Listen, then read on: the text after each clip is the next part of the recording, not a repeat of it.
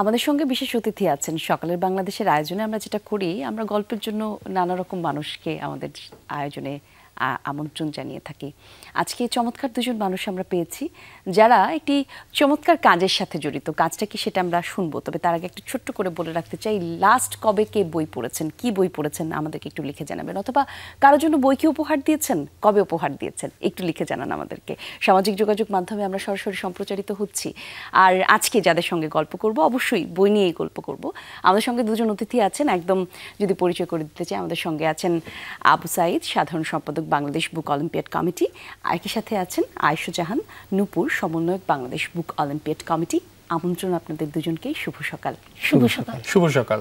বলছিলাম বইয়ের কথা, যে আমরা কে কবে কি বই পড়েছি। বুক অলিম্পিয়াড সম্পর্কে আমরা তো একটু জানবো, তার আগে একটু দর্শকদেরকে বলবেন কি কাজটা করছে বুক অলিম্পিয়াড, কেন আমরা বুক অলিম্পিয়াড বলছি, কি এই আয়োজন?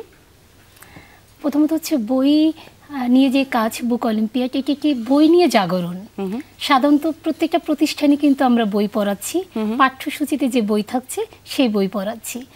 আর এই বইটা হলো গিয়ে পাঠ্যসূচির বাইরে গিয়ে আমরা যা পড়ছি। রবীন্দ্রনাথ বলেছেন যে আমরা পড়ছি সেটি পাঠ্য নয়, যা বরং পড়ছি না সেটি পাঠ্য। তো আমরা সেই অপাঠ্যকেই প্রধান পাঠ্য হিসেবে বরং ভাবছি। আমাদের শৈশব থেকে একদম একাডেমিক শিক্ষা শেষ পর্যন্ত আমরা কেবল একাডেমিক বইগুলো পড়ছি। এর বাইরে যে বইগুলো আছে যা আমাদেরকে আলোকিত করে, সেই বইগুলো নিয়ে আমাদের ভাবনা। বাহ, চমৎকার। জনাব আবু সাঈদ, আমরা নানা রকম অলিম্পিয়াডের কথা শুনেছি, খেলাধুলা, দৌড়, রেস, প্রতিযোগিতা, বই, বুক অলিম্পিয়াড, চমৎকার নাম, কিভাবে নামকরণ করা হলো? যেটা হলো যে আমরা নিজেরাই আগে থেকে হচ্ছে নিজেরাই অঙ্গণিত অলিম্পিয়াড করা হয়, ইতিহাস অলিম্পিয়াড আমরা করছি। তো 2023 সালে আমরা যখন ভাবলাম যে আসলে এরকম একটা যদি আমরা অলিম্পিয়াড করতে পারি, যেটা হচ্ছে মানুষ বই পড়ে উদ্বুদ্ধ হবে, এবং বই পড়া থেকে এখন যে অবস্থাটা, মানুষ বিভিন্ন ডিভাইসের দিকে আসক্ত হয়ে যাচ্ছে, ছেলেমেয়েরা বই থেকে দূরে সরে যাচ্ছে।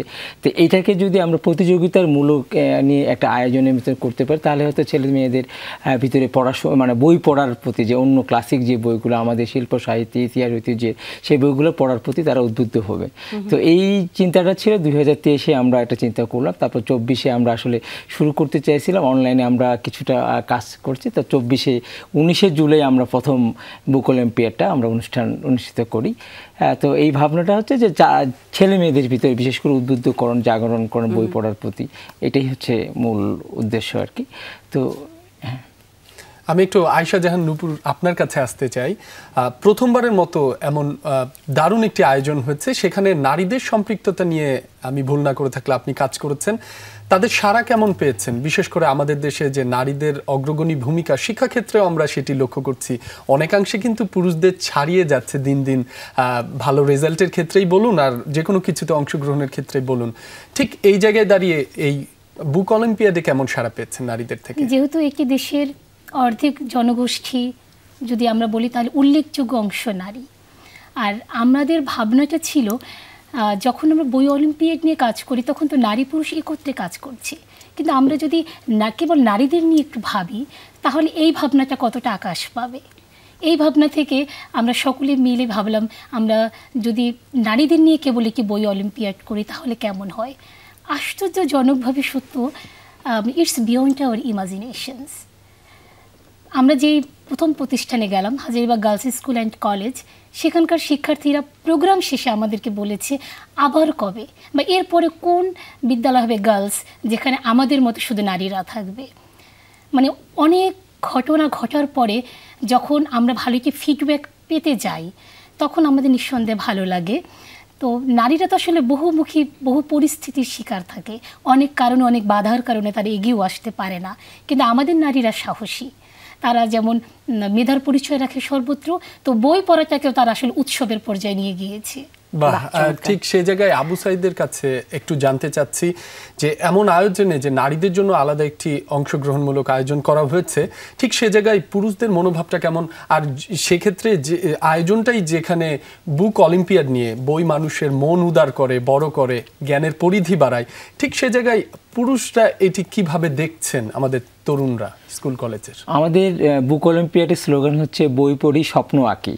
তো এখানে আমরা চাই যে নারী এবং পুরুষ যারাই হোক না কেন বইয়ের প্রতি, বইকে ভালোবেসে বইয়ের প্রতি তার বই থেকে যেটা আমরা অনুপ্রেরণা, উৎসাহ, উদ্দীপনা হই, সেটা যেন তাদের ভিতরে জাগৃত করা এবং সেটা স্বপ্ন তাদের ভিতরে একটা তৈরি করা এবং সেই স্বপ্নটা তারা কীভাবে আঁকতে পারে সে নির্দেশনা করে।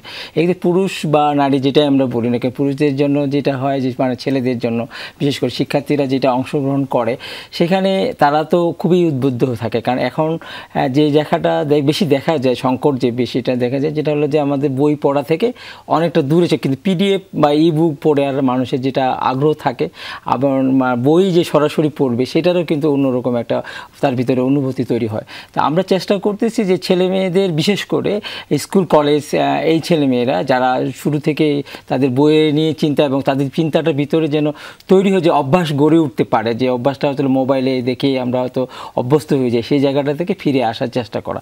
তো এই দিক দিয়ে দেখে যে ছেলে মেয়েদের ভিতরে অনেক আগ্রহ আছে এবং স্কুল কলেজগুলোতে আমরা যেটা যাই তখন তাদের ভিতরে একটা অন্যরকম অনুভূতি তৈরি হয়েছে, হ্যাঁ আমরা বই পড়বো, বইয়ের প্রতি তারা আমাদের সঙ্গে, আমরা তাদের সাথে একটা কথা বলি যে বই পড়লে তাদের কী রকমের উপকারিতা জিনিস থাকে এবং মনন গঠন, সৃজনশীল চিন্তাভাবনা তাদের ভিতরে তৈরি হয়, সেই জায়গাগুলোকে আমরা দেখতে পাই।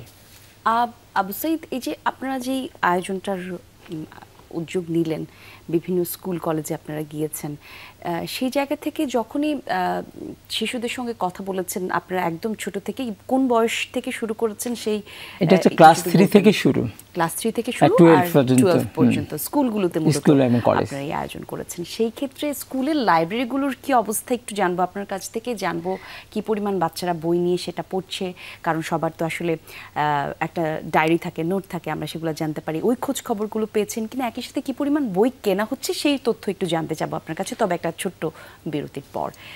যাই হোক, সকালে বাংলাদেশের আয়োজনের ছোট্ট একটা বিরতির সময় হয়েছে। বই নিয়ে আপনাদের কিছু জানবার বলবার থাকলে আমাদেরকে লিখতে পারেন। আমরা যেটা বললাম সরাসরি সম্প্রচারিত হচ্ছে সামাজিক যোগাযোগ মাধ্যমে। ছোট্ট একটা বিরতির পর চমৎকার এই আলোচনায় ফিরছি, সাথেই থাকুন। আর একবার আমন্ত্রণ, সকালের বাংলাদেশ দেখছেন দর্শক, আপনাদের সঙ্গে কলি এবং রাব্বি রয়েছি, দুজন চমৎকার অতিথি আমাদের সঙ্গে আছেন। আমাদের সঙ্গে আছেন আবু সাইদ, সাধারণ সম্পাদক বাংলাদেশ বুক অলিম্পিয়াড কমিটি, আছেন আয়েশা জাহান নূপুর, সমন্বয়ক বাংলাদেশ বুক অলিম্পিয়াড কমিটি। সাইদ ভাই, যেটা আসলে বিরতিতে যাবার আগে বলছিলাম আপনাকে, যে আমরা যে কোনো কিছু আসলে আয়োজন করে যখন আমাদের সামনে আসে তখন সেই জিনিসের আমরা অংশগ্রহণ করতে পছন্দ করি। সেটা যে কোনো মেলা হতে পারে, সেটা যে কোনো খেলা হতে পারে। এই যে বুক অলিম্পিয়াডের যে আয়োজন করলেন, ভালো সাড়া পেয়েছেন বলছেন, কিন্তু স্বাভাবিকভাবে বই পড়ার যে অভ্যেস স্কুলগুলো থেকে যেমন আগে পাঠাগার ছিল, আমরা বই নিয়ে যেতাম, একটা ডেডলাইন থাকতো, সেই ডেডলাইনের মধ্যে আবার বইটা ফেরত দিতে হবে, ওই সময়ের মধ্যে বইটা পড়ে শেষ করতে হতো, সেটাও একটা টেন্ডেন্সি থাকতো। এমনিতে এই আয়োজন ছাড়া বাচ্চাদের মধ্যে বই পড়া, স্কুলগুলোর মধ্যে বই বিতরণ, এই প্র্যাকটিসগুলো এখনো দেখছেন কিনা? এই প্র্যাকটিসগুলো অনেকটাই কমে গেছে। আগে যেটা ছিল বেশ আগ্রহ করে আমরা নিজেরাই মানে ছিল যে লাইব্রেরিগুলোতে টিচারগুলো বলতো, যেটা আপনি বললেন যে স্কুলগুলোতে আমরা ইস্যু করে নিয়ে বই নিতাম, এত দিনের ভিতরে আমাদের বইটা পড়ে জমা দিতে হতো এবং দেখা যেত যে আমাদের পরিবারগুলো কিন্তু থাকতো যে হ্যাঁ তারা বই পড়তেছে, পরিবারে অনেক বইপত্র থাকে। সেসব পরিবারগুলো কিন্তু এখনও কিছু কিছু পরিবার আছে যেগুলোতে পরিবারে বইপত্র থাকে বা বই পড়ার তাদের পরিবারগুলো কেউ না কেউ বইয়ের সঙ্গে সংশ্লিষ্ট আছে, সেই পরিবারগুলোতে কিন্তু এখানে বই পড়ার আগ্রহটা ছেলেমেয়েদের ভিতরে আসে।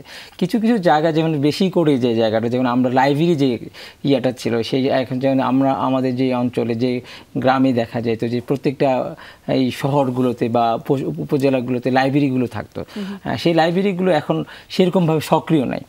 দেখা যায় যে কারণটা কি, দেখা যাচ্ছে ওই উপযোগী তাদের যে বই দরকার সেই বইগুলো হয়তো সেই লাইব্রেরিগুলোতে জোগাড় নেই, বা পাঠক অভ্যাস যে ছেলে মেয়েদের ভিতরে আসা যাওয়া যে তৈরি হওয়া, সে জায়গাটা তাদের কম, অনেকটাই কম।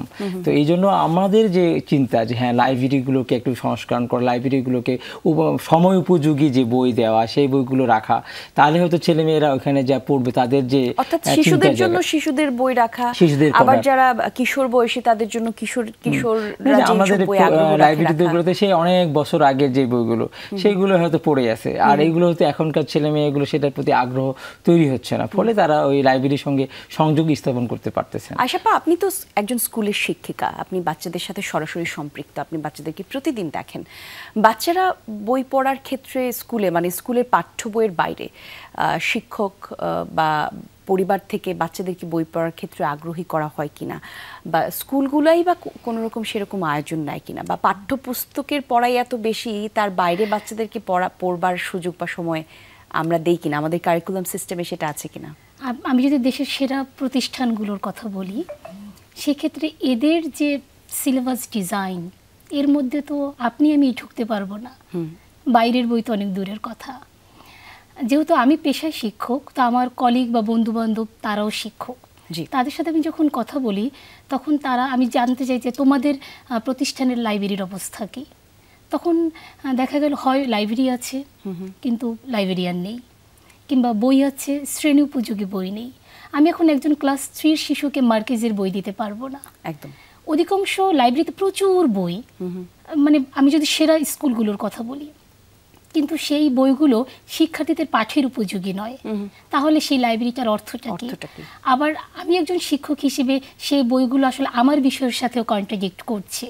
মানে আমি ধরেন আমি ইংরেজির শিক্ষক, আমার বই থাকবে সেই লেভেলের, আমি সেটি পাচ্ছি না ওইভাবে। আর যদি গল্পের বইয়ের কথা বলি, অধিকাংশ লাইব্রেরিতে দেখবেন গবেষণামূলক বই রেখে দেয়, কারণ তারা তো মানে ফাউন্ডেশনটা সঠিকভাবে না করে হয়তো উপরের অংশটাকে ভালোভাবে ভাবছেন। পরিবারগুলোর কথা বলি, পরিবারগুলোর চাপ আরও অমানসিক।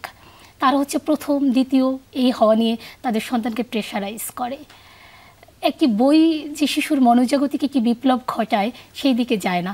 আমরা সাধারণত বলি যিনি রবীন্দ্রনাথ হবে আমরা তাকে ধরে বেঁধে ডাক্তার বানিয়ে ফেলি, অথচ ডাক্তারের কোনো অসংখ্য ডাক্তার আমাদের বাংলাদেশে রয়েছেন, কিন্তু রবীন্দ্রনাথ নেই। তো পরিবার যদি এগিয়ে আসে, মা যদি বই পড়েন, বাবা যদি বই পড়েন, শিশুর এই চর্চাটা যদি সে তার শৈশব থেকে দেখে বড় হয়ে ওঠে, তাহলে নিঃসন্দেহে আমরা একজন ভালো পাঠক পাবো। কিন্তু আমরা প্রতিনিয়ত পাঠক হারাচ্ছি কেবলমাত্র পরিবার এবং প্রতিষ্ঠানের কারণে। সেই ভালো পাঠক পাওয়ার কথা বলছিলেন, একটু আবু সাইদের কাছে আবারও আসতে চাই। আমাদের যে এখন সোশ্যাল মিডিয়ার যুগ, ডিজিটাল যে ডিভাইসগুলো সেগুলো বাচ্চাদের হাতে হাতে, এমনকি বাচ্চাদেরকে জোর করে খাওয়ানো হলেও আগে হয়তো প্রকৃতি পরিবেশ দেখানো হতো, এখন ফোনে ভিডিও গেমস বা এগুলো দেখিয়েই এটা হচ্ছে। ঠিক সে জায়গায় এ ধরনের আয়োজন তো নিঃসন্দেহে প্রশংসার দাবি রাখে। আপনারা কি ধরনের উদ্যোগ নিতে পারেন যেন আমাদের যে কোমলমতি শিক্ষার্থীরা রয়েছেন তাদের এই অভ্যাসটাই কিছুটা পরিবর্তন আনা? হয়তো সে খাবে বইটা একটু মলাট উল্টাতে উল্টাতে, এটা কিন্তু হতে পারে কিছু ছবি, বা তাদের জন্য যে উনি বলছিলেন যে বইটা হচ্ছে কোমলমতি শিশুদের জন্য শিশু বান্ধব হতে হবে, সেই জায়গায় আপনারা কতটুকু কাজ করতে পারেন? যেটা হলো যে আমরা যদি করি বাচ্চাদেরকে, যদি বিশেষ করে এখন ডিজিটাল যেহেতু যুগ, আমরা প্রযুক্তিতে নানা রকম সহযোগিতা দেখেন যে এয়ারফ্যাব্রিকগুলো বা ওই মানে এমন মানে সিস্টেম করা যেখানে হয়তো মোবাইল ইয়াটাতে বইয়ের যে ইয়াটা থাকলো বইটার ভিতর ডিজিটাল করা, যে ওইখানে ক্লিক করলে সে যেন একটা ছড়া শুনতে পাচ্ছে, একটা শব্দ শুনতে পাচ্ছে, মানে তার ব্যঞ্জন সর্বঞ্জন উচ্চারণ করতে পারছে। এখন ওইগুলো যদি আমরা তাদের ভিতরে অভ্যস্ত করতে পারি, দেখা যায় যে ভিডিওতে যে ছবিটা দেখে বা কার্টুনটা দেখে সে চিন্তা, মানে তার যেটা আপনি বললেন যে খাওয়া দাওয়া করতেছে হ্যাঁ, সেই জায়গাটা থেকে সে কিন্তু দূরে আসবে। তাকে যদি বোঝানো হয় যে বাবা তোমার এই বইটাতে তুমি যদি টাচ করো তাহলে তোমার দেখা যায় যে তোমার ওইখান থেকে শব্দ আসতেছে, একটা হয়তো ভালো ভালো যে ক্লাসিক ছড়াগুলো আছে বাচ্চাদের জন্য, এই ছড়াগুলো এখান থেকে হয়তো শুনতে পাচ্ছে। এই প্রযুক্তিগুলো যদি আমরা আরও ছড়াতে পারি তাহলে দেখা যায় যে তারা ওই জায়গা থেকে দূরে সরে আসবে। এবং আমি দেখছি যে বাচ্চাদের ভিতরে যদি তাদেরকে বোঝানো হয় যে বাবা এটা করো না, তোমরা হচ্ছে এই জিনিসটা তোমাদের জন্য ক্ষতিকর, একটু বারবার যদি বোঝানো হয় তারা কিন্তু অনেকে বুঝে কিন্তু, এবং তাকে যদি আমরা ধরাই দিতে পারি যে এই জিনিসটা তোমরা পড়ো বা এই জিনিসটা তোমরা করো, তখন কিন্তু তার অভ্যস্ত জায়গা হয়। আমাদের সমস্যাটা হলো যে আমরা ওই জায়গাটা পৌঁছাতে পারি না। মানে আমরা তাদেরকে ঠিক মতন, যেমন আমরা যে ছেলে মেয়েদের বই থেকে দূরে সরে যাচ্ছে, যেটা আমরা বলি বারবার যে ছেলেরা বই পড়ে না, কিন্তু আমরা কিন্তু উদ্যোগ হই না যে তাদেরকে বই ধরা দিই। হয়তো আমরা 5টা বই যদি ধরা দিয়ে দিই, তাহলে নিশ্চয়ই কোনো না কোনো সময় সেই বইগুলোকে দেখবে। আমরা নিজেরাই যেমন অনেক বই মেলায় দেখা যায় বই অনেক কিনি, কিন্তু সব বই কি আমরা পড়ি? সব বই পড়ি না, কিন্তু ধীরে ধীরে কিন্তু আমরা বইগুলোকে দেখি। অনেক সময় মনে হলো যে হ্যাঁ অমুক বইটা তো আমি কিনছিলাম, তাহলে অনেকদিন পরে মনে হলো যে ওই বইটা পড়ি। ঠিক ওইরকমভাবে যে ছেলে মেয়েদেরকে যদি আমরা বইয়ের প্রতি কথা বলি, বইগুলোকে ধরা দিতে পারি এবং ভালো বইগুলো কথায় কথায় আসতেছে, সেই বইগুলো তাদেরকে জানাতে পারি যে হ্যাঁ অমুক বইটা ভালো বই, এই বইটা পড়লে আমরা এরকম হতে পারি, তাহলে কিন্তু তাদের ভিতরে বই পড়ার জায়গাটা তৈরি হবে। হ্যাঁ, সেটা কিন্তু একবারে শিশুবেলা থেকে যদি আমরা চেষ্টা করি যে হ্যাঁ আমরা যদি মনে করি আমরা শুরু করছি কম্পিটিশন ক্লাস 3 থেকে, কিন্তু তার আগে থেকে তো তার পরিবারের থেকেই তো কিন্তু তাকে গড়ে ওঠা, এবং ওইখান থেকে যদি এই কাজগুলো করে, যে প্র্যাকটিসটা করে, বই পড়া বা বই ধরে দেওয়া, ধরো যে ও বই পড়তে পারে না কিন্তু বইটাকে ছুঁয়ে দেখলো, সেটা থেকে আস্তে আস্তে কি তার ভিতরে একটা তৈরি করতে হবে। আমি একটু সংযুক্ত করতে চাচ্ছি। আমরা যেমন আমার সন্তানকে খেলনা কিনে দিই, আমি বলবো এর সাবস্টিটিউট হিসেবে আপনি বই কিনে দেন। এখন খেলনা হয়তো সে ভেঙে ফেলে, আবার নতুন করে সেটি জোড়া লাগানোর চেষ্টা করে। বইগুলো ও তো বুঝে না যে আসলে এটা কি, কিন্তু সে বইকে যেভাবেই ব্যবহার করুক না কেন, তার হাতে বই থাকুক, তার দিনটা শুরু হোক বই দিয়ে। আপনি যখন মা বা আমি যখন মা, তখন আমার সন্তানকে সে যখন পড়তে জানে না, কিন্তু তার শোনার কান প্রস্তুত, আমি তাকে বই থেকে পড়ে শোনাতে পারি। আমি পড়ার সময় বিভিন্ন অ্যাক্ট করতে পারি, আমার বিভিন্ন টোন ইন্টোনেশনের আপস ডাউনস থাকতে পারে, আমার সন্তান আকৃষ্ট হবে। ধীরে ধীরে সে যখন বড় হবে, তখন সে ভাববে আমি যা শুনেছি তা কোথায় আছে। অর্থাৎ শিশুটার জন্য আসলে সেই পরিবেশটা তৈরি করে রাখা। আর সেক্ষেত্রে আবারও যদি একটু বুক অলিম্পিয়াডে ফিরে আসি, বুক অলিম্পিয়াড কি কি বই বাচ্চাদের কাছে তুলে ধরছে? আপনারা কিভাবে শ্রেণী বিন্যাস করছেন? কোন শ্রেণী পর্যন্ত কারা কি বই নিবে, কি বই পড়বে? আমরা যেহেতু এটা শুরু করছি বুক অলিম্পিয়াড, কারণ আমাদের উদ্দেশ্যটা হচ্ছে ছেলে মেয়েদের কাছে বাংলা সাহিত্যের, বিশেষ করে ক্লাসিক বইগুলো এবং ওয়ার্ল্ডের ভালো ভালো যে বইগুলো, সেইগুলো তাদের কাছে তুলে ধরা বা তাদের কাছে পৌঁছানো যে এই বইগুলোকে পড়া উচিত। একটা সময় হয়তো আমরা ধীরে ধীরে যে জায়গাটা তৈরি করতে যাচ্ছে, যে বইগুলো আসলে আমাদের জন্য বা মনন গঠন সৃজনশীলতার জন্য যে বইগুলো পড়া একেবারেই গুরুত্বপূর্ণ, সেই বইগুলো হয়তো আমরা একটা নির্দেশিকার মতন রাখবো, হয়তো যে এই বইগুলো ছেলে মেয়েদের সারা বছর ধরে পড়বে।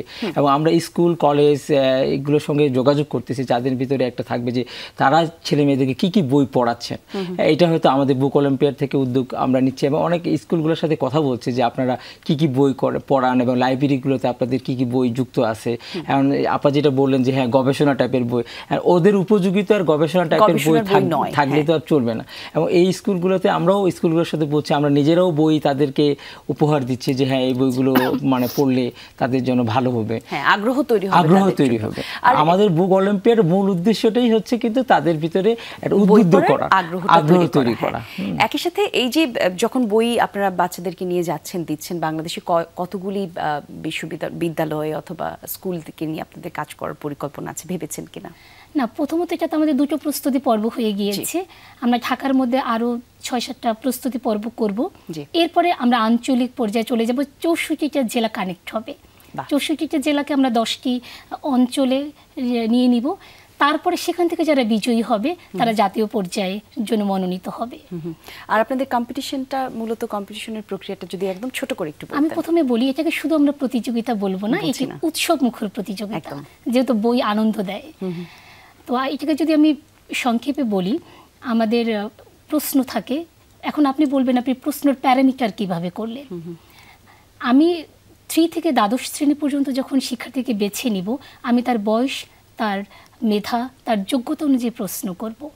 আমি কিন্তু প্রস্তুতি পর্বগুলোতে নিজে কখনো কোনো বইকে বলছি না যে এই বই পড়তে হবে। আমি প্রথমে তার লেভেলটা টেস্ট করছি, সে কতটুকু জানে। জানার পর্যায়ে যখন তারা বিজয়ী হয়ে আসবে, তখন আমাদের একটি মেমোরান্ডাম থাকবে যে আমরা এই বইগুলো তাদের বলবো, পুরো বৎসরব্যাপী এই বইগুলো পড়বে। একেবারেই শেষ পর্যায়ে রয়েছে আমরা। আপনার কাছে একটি বিষয় জানতে চাই যে পুরো দেশব্যাপী ছড়িয়ে দেওয়ার কথা বলছিলেন, আন্তর্জাতিক পর্যায়ে আমাদের শিক্ষার্থীদেরকে বুক অলিম্পিয়াড বা এই ধরনের আয়োজনে নিয়ে যাওয়ার ক্ষেত্রে আপনাদের কোনো পরিকল্পনা আছে কিনা? যেটা হলো যে আমাদের এই বুক অলিম্পিয়াডটা আমরাই প্রথম শুরু করছি, এটাতে আন্তর্জাতিক অঙ্গনে ভাবে ওইভাবে অনুষ্ঠিত হয়ে এখন পর্যন্ত হয়নি। তো আমাদের খুব ইচ্ছা যে আমরা যখন আঞ্চলিক এবং জাতীয় পর্যায়ে যখন আমরা অনুষ্ঠিত হব, তখন আমাদের এটা পরিকল্পনা আছে সার্ক এবং আন্তর্জাতিক বুক অলিম্পিয়াড আয়োজন করা। যেটা আপা বলতেছিল যে আমরা 4টা ক্যাটাগরিতে এই পরীক্ষাটা অনুষ্ঠিত হয়। তারপরে বই নিয়ে, বইয়ের আন্তর্জাতিক সম্পর্কে এগুলো আমরা আলোচনা করি ছেলে মেয়েদের। তারপর ওদের স্কুলের একটা থাকে, অংশগ্রহণমূলক একটা কালচারাল অনুষ্ঠান থাকে। তারপরে আমরা বইয়ের পুরস্কার বিতরণ করে থাকি। তো এটা আমাদের খুব ইচ্ছা যে জাতীয় পর্যায়ে যখন আমরা শেষ করব, সমাপ্ত করব, তারপর এটাকে আমরা আন্তর্জাতিকভাবে ছড়িয়ে দেওয়ার জন্য। এবং আমরা অলরেডি অনেক দেশের সাথে কথা বলছি, তারাও খুব ইন্টারেস্টিং এই বিষয়টা নিয়ে। চমৎকার। আর এর উৎসটা যদি বাংলাদেশ থেকে হয় তাহলে তো আর কোনো কথাই নেই। আপনাদের দুজনের জন্য শুভকামনা, বুক অলিম্পিয়াডের জন্য শুভকামনা, ভালো করুক, পথচলা দীর্ঘ, সফল, সুন্দর হোক। যমুনা টিভি আপনাদের সঙ্গে আছে, সব সময় থাকবে। আপনাদের জন্য শুভকামনা। একদম অনুষ্ঠানের শেষ পর্যায়ে চলে এসেছি দর্শক, অনুষ্ঠানের শেষ পর্যায়ে চলে এসেছি, বিদায় নিতে হবে। তবে লাস্ট কবে কি বই পড়েছেন সেই তথ্য কিন্তু জানা হলো না। ছোটবেলায় আমরা যেটা পড়েছি সেটা হচ্ছে 3 গোয়েন্দা, আমরা পড়েছি মাসুদ রানা, আমরা পড়েছি সমরেশ মজুমদার, আমরা হুমায়ুন আহমেদও পড়েছি। আপনারা কি পড়ছেন? শিশুদের হাতে কি বই তুলে দিচ্ছেন একটু মনে রাখবেন। যাই হোক, বিরতির সময় হয়ে গেছে, বিদায় নিতে হচ্ছে। আর ভালো থাকবেন সবাই। শুভ সকাল, বিদায় নিচ্ছি। সবার জন্য শুভকামনা।